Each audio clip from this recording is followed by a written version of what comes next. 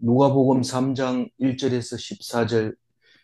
디베리오 황제가 통치한 지 15해 곧 본디오 빌라도가 유대의 총독으로, 헤롯이 갈릴리의 분봉왕으로, 그 동생 빌립이 이브레와 드라고니 지방의 분봉왕으로, 루사니아의 루오사니아가 아빌레네의 분봉왕으로. 오늘은 음, 요한이 이제 30세쯤 돼서 어, 이스라엘에 나타난 이야기입니다. 그때가 디베리오 15년이라고 얘기합니다. 어, 디베리오는 아우구스 아우구스 아우구스토 아우구스도의 일대 초대 황제의 양아들 디베랴 혹은 티베리우스라고 하는, 그러니까 2대 황제가 되는 거죠. 이 2대 황제의 15년이 됐습니다. 그러니까 30년이 그 앞에 흘려버린 거죠. 그래서 그 디베리오 15년에 나이가 30이 돼서 어, 세례를 주기 시작한데, 다시 말해서 이스라엘에게 나타나기 시작했습니다. 30이 되면 어, 이제 제사장 명단에도 올라갈 수 있고, 그리고 족보를 따져야 될 때가 됩니다. 그래서 내일은 예수님의 족보를 이야기하게 될 텐데, 오늘은 요한이 이제 예, 나타나는 시간을 말하고 있는데, 유대 총 유대는 총독 본디오 빌라도였다. 원래 유대는 헤롯 대왕이 다스리고 있었는데, 예수님이 나자마자 얼마 안 있어서 헤롯 대왕은 죽고 그 아들들이 이 나라를 다스리는데, 그거를 분봉왕이라고 얘기를 했습니다. 그런데 유대는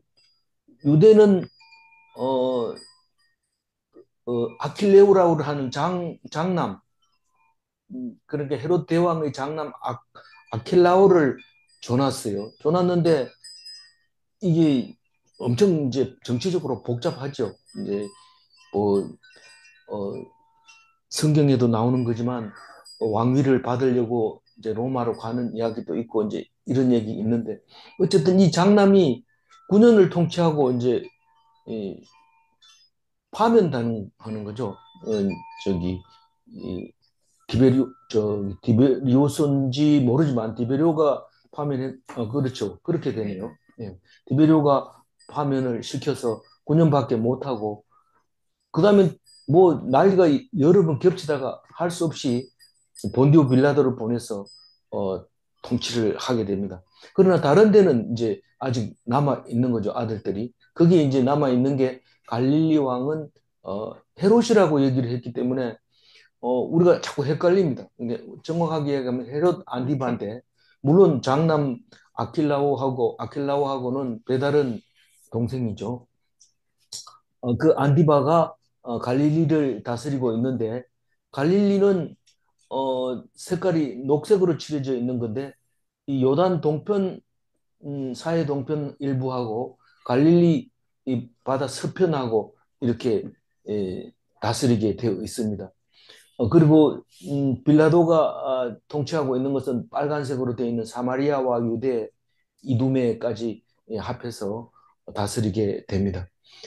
그리고 이두메가 아니고 이두레라고 하는 저기 북쪽에, 다마스커스 쪽에 있고, 그 옆에 또 가지처럼 나와 있는 것이 드라고닛 이렇게 되어 있습니다. 거기는 헤롯 빌립이, 여기는 동생은 그냥 빌립이라고 하고 그 형은 헤롯이라고 이렇게 얘기를 하는데, 또 또 빌립이라는 게 또 나옵니다, 뒤에. 어, 그래서 헤롯, 이 빌립은 배다른 동생 빌립인데, 셋째 부인의 아들이 이제 그 이두레와 드라곤이 분봉왕으로 하고 있고, 루사니아라는 와 아빌렌의 땅 이름은 정확하게 어디인지 모릅니다. 분명히 다마스커스 북쪽 어디, 그러니까 어, 아람 지방하고 거기 어제 뭐 누가 뭐라고 나왔죠?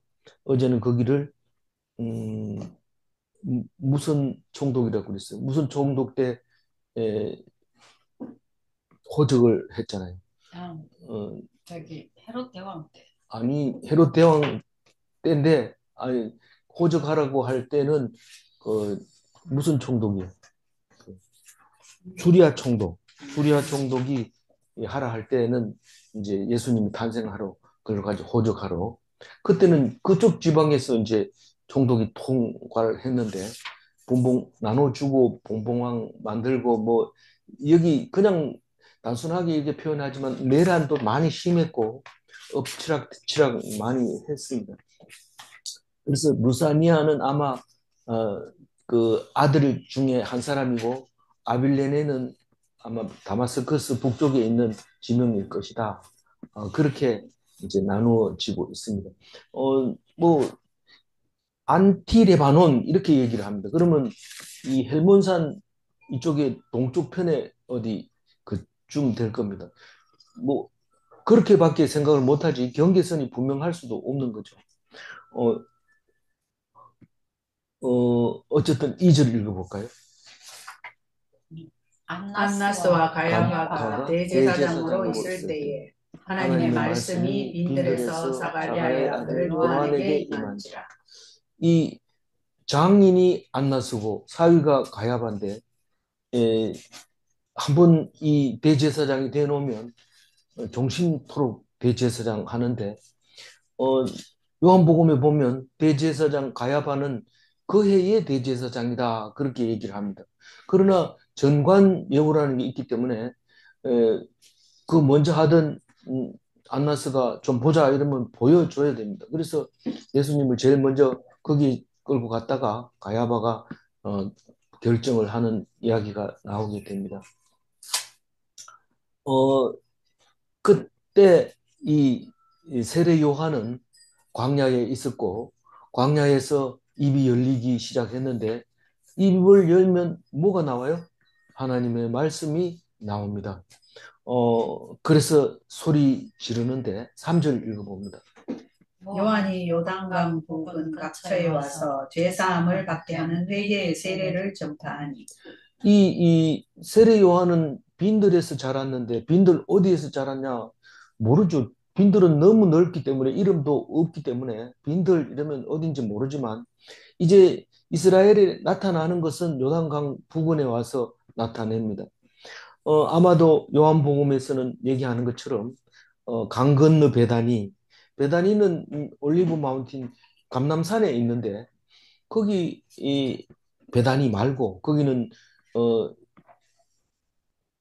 마리아와 마르다가 있고 또 나사로도 있고 그 동네 베다니 말고 거기서 내려다보면 저 멀리 이 요단강 밑에 강 건너 지금 요르단 쪽이죠. 그래서 그 베다니에서 세례를 예수님이 받은데 그 부분에서 세례를 주고 있었고 예수님이 세례를 받고 난 뒤에는 또 다른데 좀 멀리 떨어져 있는 요단 강가에서 또 세례를 주고 있었던 것을 볼 수 있습니다. 어, 그런데 세례를 왜 줍니까? 어, 죄사함을 받게 하는 세례. 죄사함을 주는 게 아니라 받게 하는 세례. 세례를 주면 죄가 사해진 게 아니라 제사함, 죄를 사해 주기 위한 예비, 이, 이 예식이 세례를 받는 거죠. 우리는 세례를 받으면 구원받았다라고 얘기합니다. 그것은 틀린 말은 아니죠. 제사함 받았습니다. 그러나 완전히 이루어진 것은 아니다. 끝까지 하나님 말씀을 듣고 하나님과 떨어지지 않을 때 구원은 이루어진다. 그러니까 VDA는 분명히 약속되어 있는 거고 지금 어, 세례받은 건 D-Day고 D-Day와 V-Day 사이를 우리가 살아갈 때 손을 놓고 있으면 결국 V-Day는 오지 못한다. 보장은 돼 있지만 그러나 그렇지 못하다. 그런 얘기죠. 어, 그래서 늘 군인처럼 그렇게 살아가야 되는 겁니다. 그래서 그 사이에 해야 되는 게 회개를 해야 되는 게 제일 중요한데 우리가 회개하면 그때 세례를 주게 됩니다. 그렇지 않고 그냥 주는 거는 없습니다. 반드시 입으로 내가 죄인입니다. 나는 죄 때문에 죽을 것이지만은 하나님이 구원해 주실 것을 믿습니다. 그러면 세례를 주는데 믿다가 안 믿다가 이러면은 결국은 결과까지 못 가는 거죠. 그러나 세례를 안 받고 그냥 계속 믿으면 안 되느냐? 뭐 그래 해도 상관은 없습니다. 그러나 세례 준다는 것은 지금 앞으로 구원받을 수 있는 준비 자세가 다 됐다는 거죠. 그래서 미리 예수님이 오시기 전에 사람들을 다 세례를 줘서 하나님이 예수님 말하면 막바로 받아들여서 은혜를 받게 되고 성령이 임하게 되고 성령 세례를 받게 됩니다. 제가 또 이렇게 얘기하면 세례를 꼭 받아야 되냐 이런데 작년 산부에 있을 때도 보니까 세례 안 받고 권사대에서 우리 교회로 온 사람이 있더라고요. 그래가지고 그분이 목사님하고 상담을 하니까 아무 얘기하지 말고 제일 뒤에다 이름 넣어놓을 테니까 그냥 와가지고 세례 받으세요. 이래가지고 받은 거 있는데 뭐 세례도 우리가 안 받고 권사됐다고. 네 다른 교회에서 권사대에서 우리 교회 왔어요. 그래서 그런 이제 일이 있는데 그러면 뭐 우리가 세례 안 받고 뭐 천국 못 가냐 그런 거는 아니지만 세례 자체는 예식입니다. 인정해 주는 거고 누구든지 이 사람은 성도다라는 것을 인정해 주는 것이기 때문에 그게 곧 믿음은 아닌 겁니다. 고백했을 뿐이죠. 그리고 계속해서 싸워야 VDA가 맞이하는 거기 때문에 그렇습니다. 구별된 사람으로 인정해 주는 것이 세례인 거죠. 4절 읽어봅니다. 선지자 이사야의 책에 쓴 바 광야에서 외치는 자의 소리가 있어 이르되 너희는 주의 길을 준비하라 그의 오실 길을 곧게 하라. 이 준비하라 이 말이 물세례를 받으라 회개의 세례를 받으라 제사함을 받을 준비를 해라 제사함을 위한 준비를 해라 성령 세례를 받을 준비를 해라. 그래서 세례 받은 거하고 안 받은 거하고 어떻게 다를까요? 받은 사람은 이쪽 편, 안 받은 사람은 저쪽 편을 씁니다. 성경 속에 내가 몇 절인지 생각이 안 나지만 그 사람들은 세례받지 않은 사람들은 세례를 받지 않음으로 대적했다. 그 얘기를 하는 게 있습니다. 여러 번 제가 그걸 인용했는데 얼마 동안 안 하면서 또 어디인지 모릅니다. 찾으면 나오겠지만 어쨌거나 세례는 그만큼 중요한 겁니다. 우리가 직분을 딱 맡아보면 맡은 사람, 안 맡은 사람은 뭐 그게 그래 중요하나 이러다가 딱 맡아놓으면 기도가 달라지는 것을 우리가 볼 수 있습니다. 그래서 우리는 그 직분이나 또 세례나 이것을 꼭 받아야 하고 받으려고 애를 써야 된다 하는 것입니다. 그래서 너희는 주의 길을 준비하라 할 때 이제 내한테 와서 내 말을 듣고 그것이 인정이 되면 세례를 받고 그러면 주님이 오시는 그 길을 준비하고 있습니다. 우리가 임금이 지나간다 비켜거라 하고 앞에서 그 신하가 소리를 지를 때 사람들이 길 밖으로 나가서 왕이 지나갈 수 있도록 준비를 해놓고 엎드려서 다 지나갈 때 기다리고 있는 겁니다. 그 소리가 안 났다 하면 그냥 길바닥 가운데 서서 뭐 소리 나면 돌아다보고 뭐야 이게 깜짝 놀라고 그리고 나중에 실수하고 지나간 뒤에 가슴을 치고 그렇게 되는데 세례 요한 때문에 예수님이 오시는 것을 놓치지 않고 받아들일 수 있는 것이 되었죠. 그래서 그것을 미리 엘리야를 보내겠다. 구세주를 보낼 때 엘리야를 보내겠다. 그렇게 말했던 거죠. 그래서 세례 요한은 엘리야를 많이 닮았습니다. 석청을 먹고 광야에서 자라고 털옷을 입고 그렇게 예, 음, 엘리야의 모습을 보여주면서 우리에게 생각나게 해주셨던 것이죠. 5절 읽어볼까요? 모든 골짜기가 메워지고 모든 산과 작은 산이 낮아지고 굽은 것이 곧아지며 험한 길이 평탄해질 것이요. 이 선지자로서 입을 열어 외치고 성령이 임할 때 입에서 나오는 소리가 무슨 소리가 나와요? 성경에 나오는 소리를 하는 겁니다. 뭐 엉뚱한 소리 하고 자기 생각대로 하고 그럼 그건 사입이고 엉터리죠. 똑똑한 거는 인정할 수 있죠. 그거는 어떻게 사람들의 마음을 저렇게 매혹시킬 수 있을까? 정말 부러울 때가 많이 있습니다.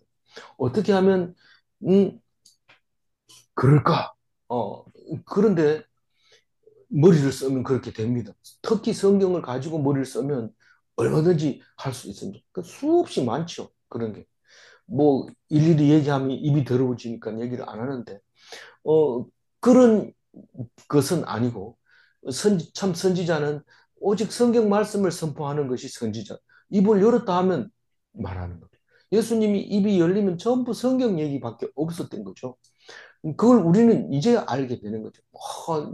처음 읽어보면 예수님이 자기가 머리가 좋아서 그런 줄 알고 있는데 그게 아니고 성경에 나와 있는 그대로 이루어진 것 뿐입니다. 그렇게 성경을 열심히 본 사람도 어, 나도 예수님처럼 죽겠다 이러고 나 좀 십자가에 매달아 달라 하니까 요새 그렇게 해주는 사람이 누가 있습니까? 큰일 나죠. 안 된다 이러니까 자기 스스로 그렇게 못 박히는 것처럼 모양을 그래놓고 죽은 사람도 있잖아요. 참 좋은 예지요. 우리는 다 그렇게 하고 싶은데 못해서 사실은 그 사건보다 안 하고 있는 거죠. 특히 남자들은 그렇습니다. 여자들은 안 그럴 수 있어도 남자들은 뭔가를 해야 되겠다는 생각이 깊이 들기 때문에 엉터리 같은 짓을 하고 있는 거죠. 근데 예수님은 그냥 자기 머리로 자기 지혜로 그렇게 십자가를 친 게 아니고 십자가 질 때는 그야말로 중재인으로 강도하고 똑같이 처벌을 한 것이지 그게 내가 그렇게 질게 이래가지고 진 게 아닌 것이라는 것을 우리는 잘 알고 있습니다. 근데 오늘 읽은 5절, 6절 이야기는 뭘까요? 어, 그, 이사야서의 말씀을 이야기하고 있잖아요. 이사야서 40장 3절이 외치는 자의 소리여 이르되 너희는 광야에서 여호와의 길을 예비하라 사막에서 우리 하나님의 대로를 평탄케 하라. 이 얘기인데 이사야서 40장은 이사야가 쓴 겁니까? 아니, 39절까지가 39장까지가 이사야가 살아있을 때 쓴 건데 40장부터 66장까지는 이사야가 죽은 뒤에 그것도 뒤에 잘려서 반은 한참 뒤에 쓰고 이 40절부터는 바벨론 포로 갔다 돌아올 때 쓴 거고 그 뒤에 거는 나중에 아, 저기 북이스라엘이 망하고 음, 나서 쓴 거고 그 뒤에 게 포로로 돌아온 것을 쓴 건지 마지막이 그래서 66권으로 66장으로 돼 있는데 성경 장수하고 맞아요. 그거를 그렇게 편집을 했는지 모르지만 정확하게 39장 그다음에 9절 9장 27장 이렇게 66장으로 만들어져 있습니다. 왜 그렇게 이사야서라고 했느냐? 이 소리는 분명히 있는데 이사야의 이야기와 거의 비슷한 겁니다. 무슨 얘기입니까? 이사야는 북이스라엘이 망할 때를 계속 예언하다가 망해도 하나님의 사랑은 음, 있다. 그 얘기를 하면서 하나님의 사랑을 잊어버리지 말라고 이사야가 얘기했는 거하고 거의 같기 때문에 500년, 550년이나 뒤에, 아니, 550년이 아니고, 그러니까, 그렇네요. 550년 지난 뒤에, BC 550년에 이사야가 얘기했는 걸로 제가 기록을 해놨어요. 그러니까 550년에, 그러니까 북이스라엘 망하기 전이죠. 예. 망하기 전에, 그렇게 이제 이사야가 선포를 하고 뒤에 이제 40장을 기록을 하게 되는데, 어, 이사야가 외치는 하나님의 사랑, 그리고 그 뒤에 있는 것도 같은 사랑, 그게 전부 다 이사야서에다가 기록, 묶어 놓은 거죠. 어, 5절 읽었으니까 5절에는 골짜기마다 도두어지며 산마다 언덕마다 낮아지며 고르지 아니하고 곳이 평탄하게 되며 험한 곳이 평지가 될 것이요. 야, 구세주가 올 거라는 거죠. 그러면 그렇게 원하던 것이 다 이루어진다는 거. 결국은 예수님이 말하는 안전병이가 일어서고 말 못하는 사람이 많이 열리고 귀신 들린 자가 나가고 이 얘기를 결국은 예수님도 이사야서를 가지고 많이 인용을 하지만 그 얘기를 하고 있는 겁니다. 6절 읽어볼까요? 모든 육체가 하나님의 구원하심을 보리라 함과 같으니라. 예, 예, 하나님의 영광이 나타나고 모든 육체가 그것을 보리라. 구원할 자는 구원하고 심판받을 자는 심판받고 그게 하나님의 영광으로 나타날 거다. 그 얘기를 하고 있습니다. 그러니까 세례 요한이 외치고 있는 것은 누구를 외치고 있는 거예요? 예수님이 이제 올 것이다. 그 얘기를 합니다. 가브리엘이 세례 요한을 임신할 거다라고 얘기하면서 사가랴에게 그 성전 안에서 성소에서 한 말이 있습니다. 네가 낳을 자는 큰 자고 독한 술을 마시지 아니하며 모태로부터 성령 충만함을 받고 하나님께로 돌아오게 많은 이스라엘 백성을 하나님께로 돌아오게 하고 엘리야의 심령으로 능력으로 그렇게 에, 자라서 예수보다 먼저 와서 아버지의 마음을 자식에게 거스르는 자를 의인의 슬기로 돌아오게 하고 주의 백성을 준비하리라. 아버지의 마음을 자식에게 갖다는 것은 그냥 그대로 들어도 좋지만 뒤에 끓을 거스르는 자를 의인의 슬기로 돌아오게 하고를 어, 자식이 아버지께로 돌아오게 하고로 읽으면 이 앞에 아버지는 하나님이 이스라엘 백성에게 돌아오고 미워서 자식이 생각하기는 아버지는 우리를 버려서 바벨론 포로 갔다 와서 망하게 했다. 그렇게 한 그 마음을 그것은 왜 망했느냐? 하나님을 거슬렀기 때문에 그랬다. 노 했기 때문에 예스 해야 되는데 노 했기 때문에 그렇게 불신했기 때문에 어리석어서 망하게 됐는데 그걸 알고 하나님께로 돌아오게 할 거다. 어, 그리고 그게 주의 백성이 되는 길이다. 그래도 답이 안 나오는데 그 답을 예수님이 올 텐데 사가랴의 아들이 그걸 준비하게 할 거다. 그 얘기를 어, 분향하러 들어가서 성소 안에서 사가랴가 듣게 됩니다. 가브리엘에게 천사에게 듣게 됩니다. 그런데 오늘 다 커서 그 세례 요한이 커서 이사야 말을 선포합니다. 예수님도 성전에서도 또 다른 데서도 음, 이사야 말을 인용해서 얘기하는 것을 볼 수 있습니다. 7절 읽어봅니다. 요한이 세례받으러 나오는 우리에게 이르되 독사의 자식들아 누가 너희에게 일러 장차 올 진노를 피하라 하더냐. 이게 무슨 말입니까? 이야기를 선포하고 하는데 우리 바리새인들하고 좀 다른 거예요. 사두개인들은 모세 오경만 가지고 죽으라고 외우고 있으면 구원받는다고 생각했는데 이 세례 요한이 말하는 게 다른 거예요. 그래서 나와서 세례 받으러 합니다. 무슨 말입니까? 거꾸로 얘기하면 요한의 말은 안 듣고 세례는 받는다. 너 세례 받았나? 이러면 나 받았다. 이렇게 얘기하려고 하는 거죠. 무슨 행사만 하면 사람이 많이 오는데 말씀만 하면 안 옵니다. 그래서 끼워팔기 하죠. 모아놓고 설교 한번 하고 그리고 행사하죠. 그래서 노인 예배 같은 경우는 돈도 주고 밥도 주면서 앉혀놓고 설교를 합니다. 근데 그게 또 엄청나게 먹혀 들어갈 수도 있고, 그러나 만약에 그 소리가 다 들린다면은 그것은 무슨 명강의나 아니면 아까 얘기한 사입이나 이런 사람들은 전부 일어서서 성령을 받아서 막 소리 지르고 이래 되면 이제 그게 맞지만 그렇지 않는 경우에는 한두 명 정도 그 은혜를 받게 되고 그 말씀에 음, 따르게 되는데 오늘 이 세례 속에서는 예수님이 아직은 등장하지 않습니다. 내일 오시지만 그런 일이 생기는 거죠. 근데 이, 이 행사만 하러 오는 이 사람들에게 독사의 자식이라고 얘기를 합니다. 율법주의죠. 회개는 하지 않고 형식을 찾아서 찾아오는. 그러면 장차 올 진노를 피할 수 없는데 세례 받았다면 진노를 피한다고 생각하니까 그걸 세례를 받으러 온 거죠. 너희들은 율법주의는 회개하는 게 아니다.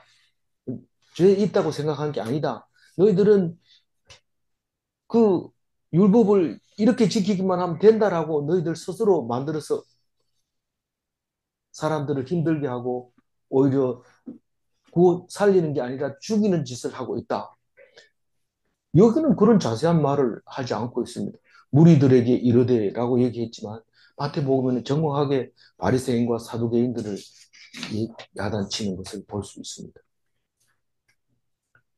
뭐 야단치는데 세례받으러 머리 뒤미는 사람이 있겠어요?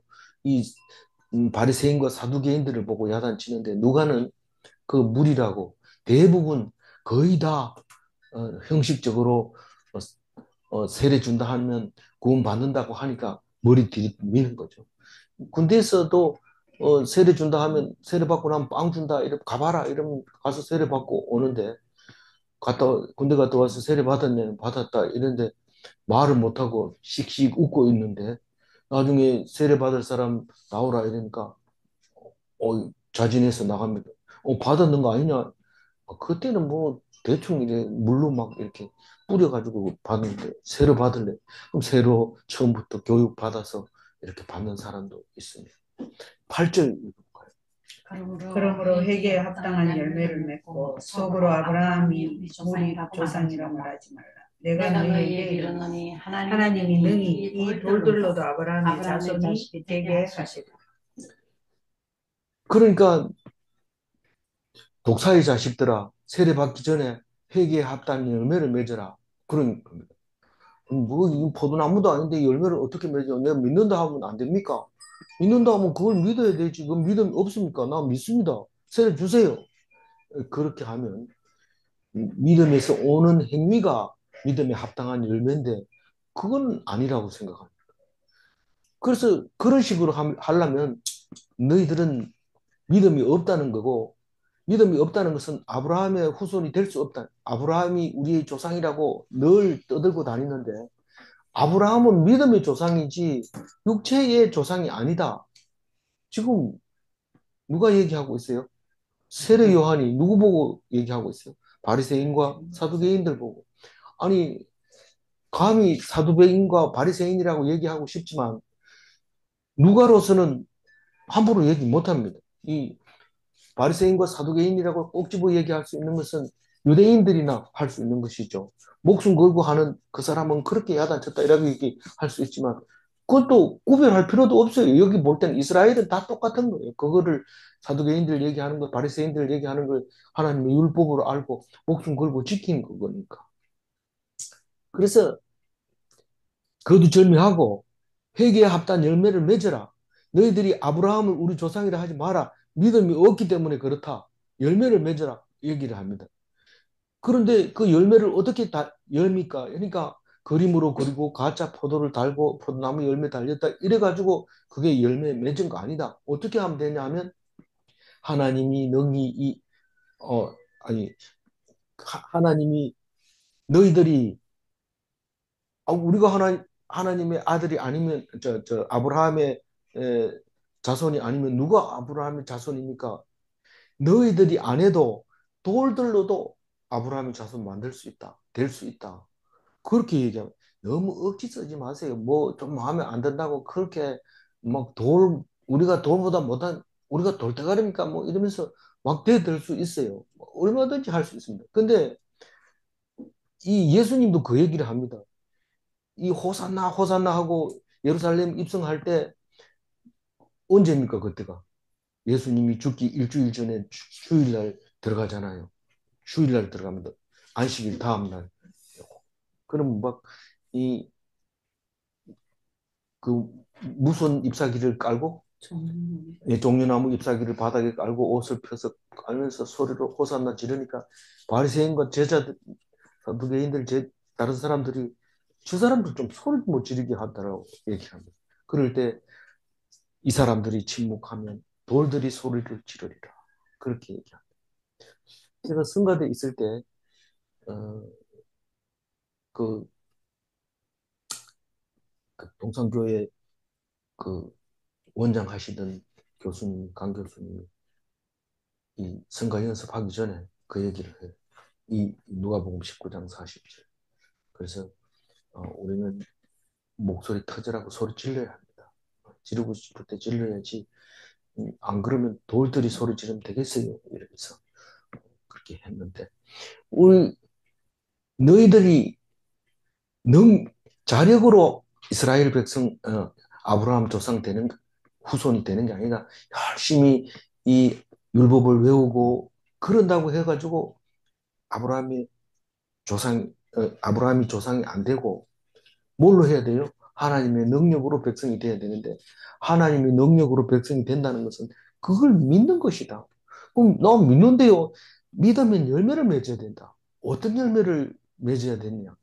그 얘기하기 전에 만약에 안 믿으면 심판한다. 9절 읽어봅니다. 예. 이미 도끼가 나무 뿔에 놓였으니 좋은 열매 열매 맺지 맺지 아니하는 아니하는 나무마다 나무마다 찍혀 불에 던져지리라. 예, 찍혀 불에 던져지리라. 완전히 피동이죠. 이거는 그냥 누가 찍힌지도 모르고 찍혀 던져져 버립니다. 만약에 누가 그걸 담당했다면 그 사람한테 가서 야, 날 찍을 때 살살 찍어 이런다든가 부탁하면 되는데 그게 누가 찍는지 모릅니다. 그래서 사람이 찍는다고 할 것 같으면 미리 다 심어 놓으면 됩니다. 네가 찍어 이렇게. 그러면 딱 심판할 때 원하죠. 어떻게 심판할지. 그러면 안 되고 완전히 피동돼 있는 겁니다. 누군지 모릅니다. 하나님이죠. 그래서 피할 수 없는 심판, 이 그루터기를 나무 뿌리에 놓였다는 것은 아주 밑둥치부터 근본부터 너희들은 하나님의 자손이 아니다. 잘라버리겠다는 거예요. 믿음이 없는 자는 하나님 율법만 가지고 형식을 따지고 사람들 많이 끌고 다니는 거 그거 가지고 하려면 밑뿌리부터 잘라버리겠다. 그 얘기를 무서운 얘기를 하고 있습니다. 10절. 무리가 물어 이르되 그러면 우리가 무엇을 하리까? 열매를 맺으라고 하는데 믿음의 열매를 어떻게 맺는지 모릅니다. 우리는 너희들이 점쟁이가 점을 딱 쳤는데 당신은 동쪽으로 가면 죽습니다. 이러면 동쪽으로 안 가면 되죠. 그런데 아유, 안 갈 수는 없고 그럼 어떻게 하면 됩니까? 양밥을 해야 된다. 양밥이 뭡니까? 그 돈 가져오면 내가 가르쳐 줄게. 이래가지고 무당이나 마찬가지로 방향만 다르고 그냥 법이 없어서 그렇지 막 그 소리 그 소리입니다. 아니 심판 받는다 하면 죽을 각오를 하면 하나님 살려줍니다. 불쌍히 여기고 그래 내가 니를 만들었는데 네가 무슨 죄가 있겠나 내가 살려줄게. 심판 받는다는 사실을 믿기만 해도 하나님 살려줍니다. 근데 그것도 안 믿고 설마 오려고 그건 엉터리다 말도 안 된다. 뭐 난 구원받 뭐 그게 그래 최소한 내가 구원을 못 받는다고 포기한다 하더라도 그것만 믿기만 하면 괜찮은데 그딴 거라는 거는 없다는 거죠. 그렇게 얘기하면 결국은 망할 수밖에 없는 겁니다. 이 말 자체는 방법이 문제가 아니고 믿느냐 안 믿느냐 그 문제이기 때문에 우리는 이 사람들이 이렇게 묻는 게 당연한 겁니다. 그런데 이게 정석은 아니지만 이런 것이 예다. 뭐 말이냐면 두 벌 옷을 가진 자는 11절을 읽어봅니다. 대답하여 이르되 옷 두 벌 있는 자는 옷 없는 자에게 나눠줄 것이요 먹을 것이 있는 자도 그렇게 할 것이니라 하고.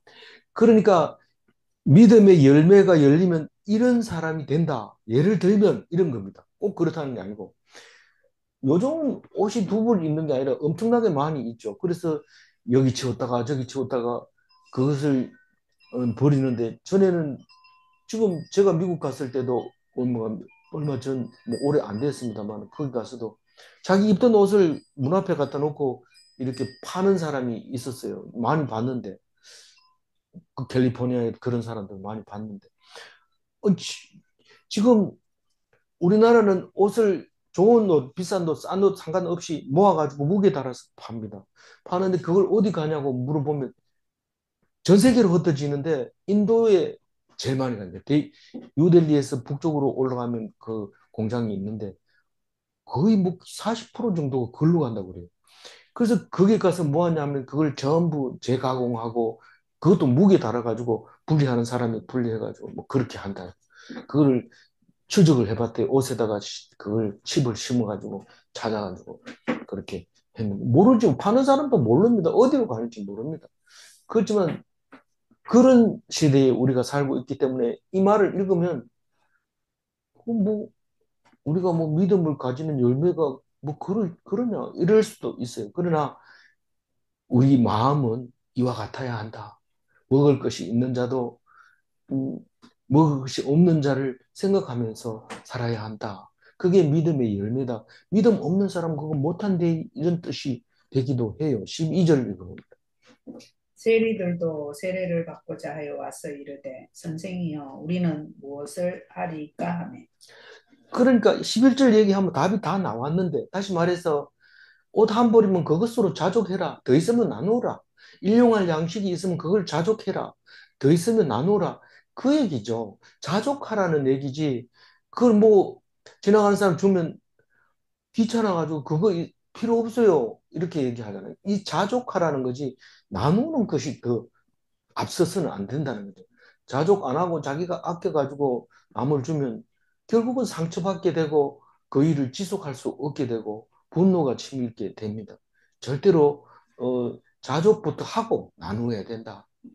어, 그 얘기를 하고 있는데 세리들도 그 들어보니까 자기 생활에 적응이 안 되는 거예요. 이 앞에 한 얘기가 옷하고 먹는 거 가지고는 해석이 안 돼. 나는 부자거든요. 세리는 부자입니다. 왜냐하면 엄청난 세금을 받아서 조금 받았다고 로마에다가 바치고 나머지는 자기가 먹는 거니까 원래 그래 하도록 해놨으니까 그러니까 뭐 그냥 막 이렇게 쉽게 얘기하면 토색하고 빼앗고 그렇습니다. 이건 세금이야 이러면서 막 뺏어가고 눈에 보이는 거 다 그럼 세리가 오면 빨리 숨기고 뭐 없는 걸로 하고 막 이렇게 합니다. 어떻게 알아요? 이 사개오가 다 얘기했잖아요. 내가 토색한 거 있으면 5배로 갚겠다고. 그러니까 그런 게 있으니까 그런 말을 하죠. 입에서 어떤 말이 나오겠어요? 그래서 그 세리들이 여기 와가지고 할 수 있는 얘기는 뭔 얘기? 세례요한한테 얘기할 얘기는 세례 받으려고 뭐 한 말씀 하는 거. 그건 내가 회개할 테니까 뭐 어떻게 하면 돼요? 이렇게 얘기합니다. 세리는 부자입니다. 그러니까 얘기합니다. 13절. 이르되 부가된 것 외에는 거두지 말라 하고 그 로마에도 법이 분명히 있습니다. 너희들이 세를 거둘 때는 5분의 1은 네 거고 나머지는 다 로마에다가 내야 돼. 이렇게 하면 그대로 하면 되는데 욕심이 나죠. 이거 세금으로 내야 되겠는데 이러고 집에 갖다 놓고 장부 정리는 그래 안 하죠. 그렇다는 거예요. 과잉 징수를 하지 마라. 더 이상 얘기 안 할게. 14절 읽고 군인들도 물어 이르되 우리는 무엇을 하리이까 하매 이르되 사람에게서 강탈하지 말며 거짓으로 고발하지 말고 받는 급료를 족한 줄로 알라 하니라.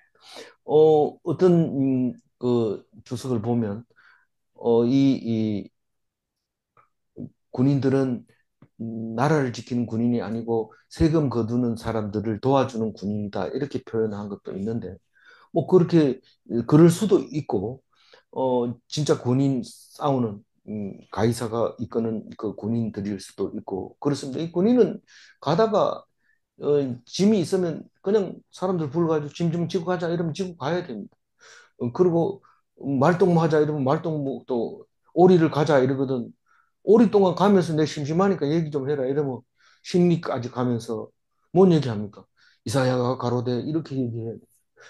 그렇게 하면 되는데 안 하려 그러고 살이 좀 가가지고 오리 넘었는데요 뭐 이러면서 집에 들어가고 의무를 억지로 하는 거. 그렇게 하지 말고 할 수 있는 데까지 해라.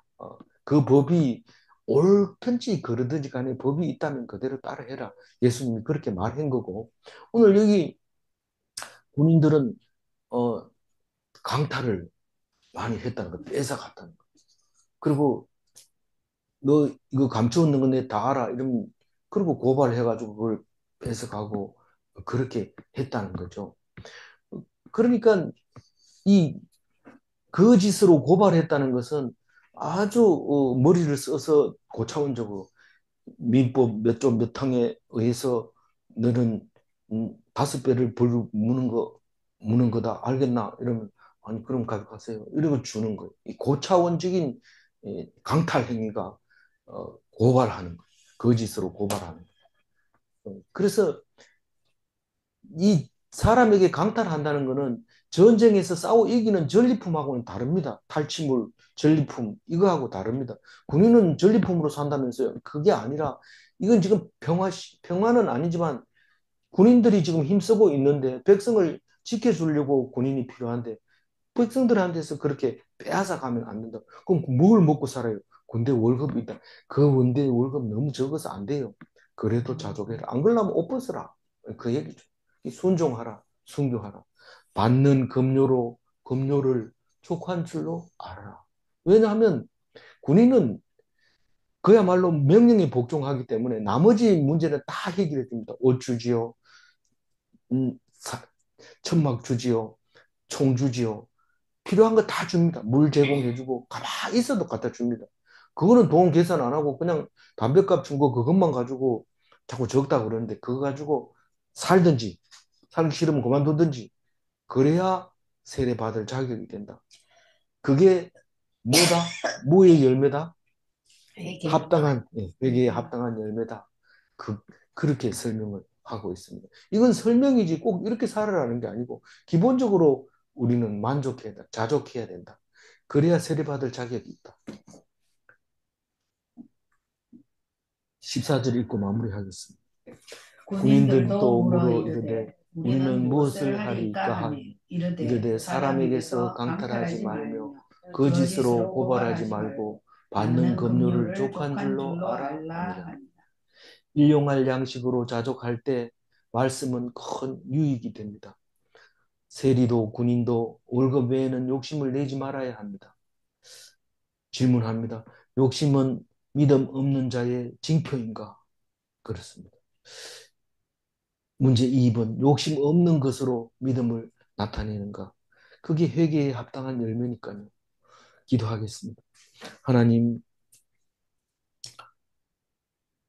세례 요한이 없었다면 예수님이 오셔도 잘 모를 텐데 알려주셔서 감사합니다.